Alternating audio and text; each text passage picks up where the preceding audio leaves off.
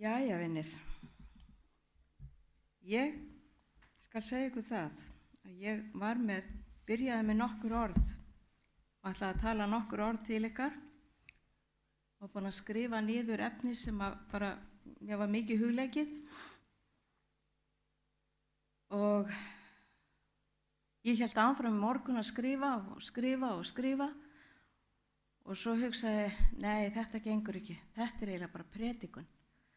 Þannig að ég ætla að geyma þau orð og stílfæra þau og bæta við þau því að það ennþá var allt á fleygiferð þegar ég var að keyra hérna í kirkjunni í morgun.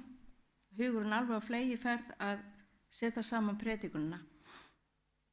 Þannig að ég var að lesa í morgun einnig áður en ég byrjaði að skrifa í predikunni. Hérna orðin Drottin kemur. Og það var ekki síður sem að snerti við mér. Svo góð orð sem að hún talar út fyrir þennan dag, 9. ágúst, sem að þetta er talað. En yfirskriftin ber heitið Sigur yfir slæmum ávana og varveit sjálfan þig hreinan. Svo hún segir, hún Ellen White, mikilvægur þáttur uppeldisins að vita í hverju hreinleiki hugans, sálarinnar og líkamans felst.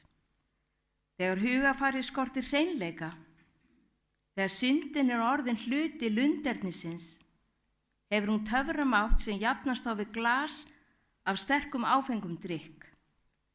Sjálfstjórn og rökhyggja lítur í lægra haldi fyrir venjum sem saurga mannin allan. Og ef þessum sundsamlegu athöfnum haldið áfram, sljókast heilinn og sýkist og missir jafnvægi. Slíkir menn sjálfum sér verstir og bölvun öllum þeim sem eiga saman við þá að sælda. Slæmar venjur hægara að temja sér en góðar og erfiðara að losa sig við slæmar venjur.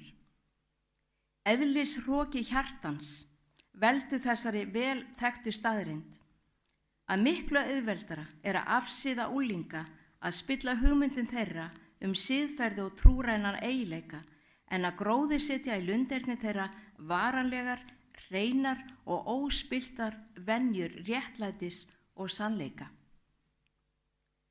Sjálfselska, skemmtanafíkn, fjandskapur, hroki, sjálfsálit, öfund og afbrýði, vaxa sjálfkrafa án fordæmis eða innrætingar.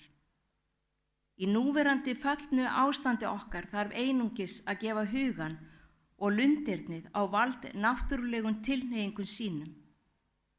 Í hinu náttúrulega heimi þarf ekki annað en að láta akur afskipta lausan til þess að hann fyllist þyrnum og þyslum. En ef hann á að gefa af sér dýrmætt korn eða fögur blóm, verður að beita til þess önnun og látlausu starfi. Nú leggjum við fyrir ykkur nauðsyn stöðugrar andspyrnu gegn illu. Allur himinn hefur áhuga á mönnum og konum sem Guð mat svo mikils að hann gaf elskaðan son sinn í dauðan til þess að frelsa þá. Ekkert annað sem Guð hefur skapað hefur hæfileika til jafn mikillar umbóta, slíkrar fáunar, slíkrar göfgi sem maðurinn. Þegar því menn sljókast af sínum eigin spillandi ástríðum, niðursoknir í lesti sína, hvílík hörmung slíkt fyrir augliti Guðs. Menn geta ekki skilið hvað þeir geta verið og hvað þeir geta orðið.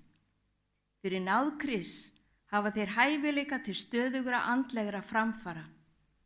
Ef ljós sannleikans fær að skína í hug þeirra og kærleikur Guðs að streyma hjarta þeirra, geta þeir fyrir þá náð sem Kristur dó til að veita þeim orði máttu í menn, börn jarðarinnar en erfingjar ódauðleikans. Þetta voru orðin sem að Ellen White talaði til okkar með innblásin af anda Guðs. En munið þegar ég var að tala hérna við ykkur hvernig vorum að rækta í garðinu hjá okkur og setja nýja mold og og ég lagði svo mikla áherslu á, ég vildi fá góða mold, þar sem að væri engin svona eitthvað sýnilegt eða sjáanlegt, einhverju arfar eða ílgresi. Og þetta var falleg mold. En svo núna í vikunni að þá fór ég út í garð og var svona að skoða beðinn og þá komið fullt af arfa, fullt af svona rótarskotum og það er alveg sama hvað við leggjum á okkur. Við þurfum alltaf, alveg sem með garðin okkar, við þurfum alltaf að vera að tína arfan svo að ná ekki djúpum rótum.